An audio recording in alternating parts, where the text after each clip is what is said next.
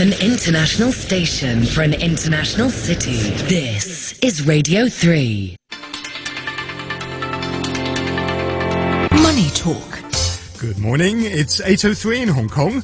Welcome to a new week of Money Talk on Radio 3. This is Peter Lewis with the business headlines for Monday the 22nd of August. Indonesia's President Joko Widodo confirmed Friday that Xi Jinping and Vladimir Putin will attend the G20 meeting in Bali in November, despite Western pressure for the Russian leader not to be invited. Singapore will repeal its colonial-era law criminalising gay sex, partly in an effort to help companies attract global talent. A heatwave and drought across China have hit supply chains, including those for lithium batteries and solar panels. Tesla and China's largest automaker, SAIC, are among companies that have asked the Chinese government for help. Chinese banks may trim their benchmark loan prime rates today for the first time in several months. The one-year measure is expected to be lowered by 10 basis points to 3.6%. The 5-year LPR, a reference for mortgage costs, is seen dropping 10 basis points to 4.35%.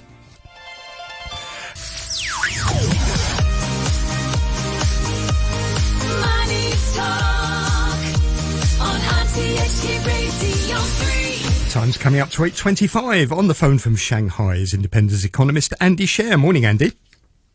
Good morning, Peter. So on top of the problems that we've had recently in China with the COVID lockdowns, there's now a devastating heat wave going on and a drought as well. What sort of extra pressures is this adding to the Chinese economy?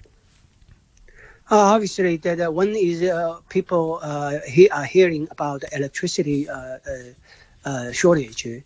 Household demand for cooling is really surging. It's probably close to 30%. And obviously, if the water level drops, the hydropower will go down. It's been close to 20% of the total production. So in some areas, we see that the factories have to stop to save electricity for household cooling.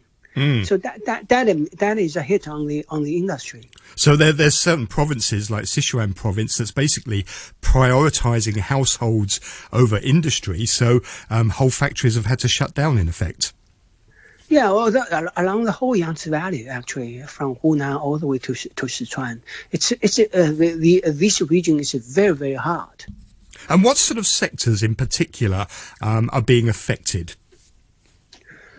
Well, over there, the Yangtze Valley is the main industrial center of China. It's not the two ends like the Guangdong or the north. It's really the Yangtze River, the valley that is the heart of China's industry.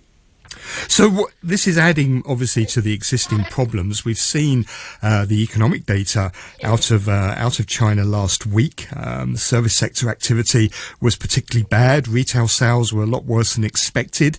Has the recovery that we were seeing, the tentative recovery since the end of the Shanghai lockdowns, has that now come to an end? And maybe is the economy even going into reverse?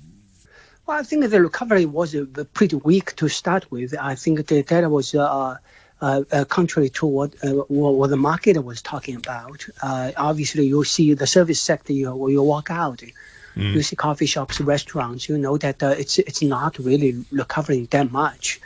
I think that the bright spot in China has always been the export sector, and it's been driving manufacturing and the whole economy, really.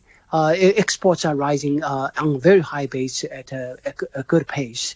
So domestically, with the property sector down, the service sector down, frankly, I don't think the domestic economy is growing at all. So what's your 2022 growth forecast now for the Chinese economy? What are you expecting for the whole year? Well, the government will announce something close to 5%, probably maybe between 4 to 5. But it's hard to tell what it means, because we know that the electricity consumption for the industrial sector is not growing for the whole year.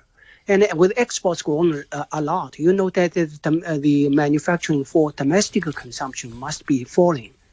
So I think that it's really hard to tell.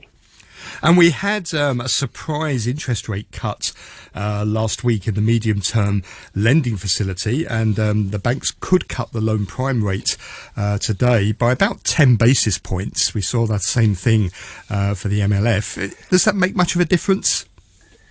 I really don't think so, because the lenders have so much flexibility in terms of what they charge. So 10 basis points is really very, very small. I think it's more symbolic. The government is trying to tell people that it is trying to stimulate the economy, but there are very few tools at hand right now. So they're trying to boost the confidence. So what can they do to try and overcome the headwinds that the economy is facing at the moment? Well, China has always had this balance problem. The financial resources being channeled into export production and infrastructure. So the rest of the economy is weak. And then now we have this headwind.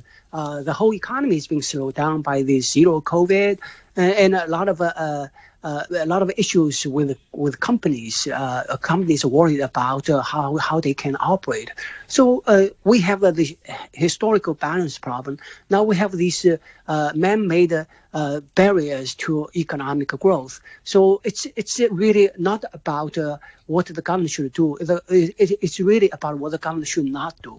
So I think that that's the hard part, to tell government that there are a lot of things they should not do. Otherwise the economy just cannot perform. Andy, thanks very much indeed. That's Shanghai-based independent economist Andy Scher. You're listening to Money Talk on RTHK Radio 3.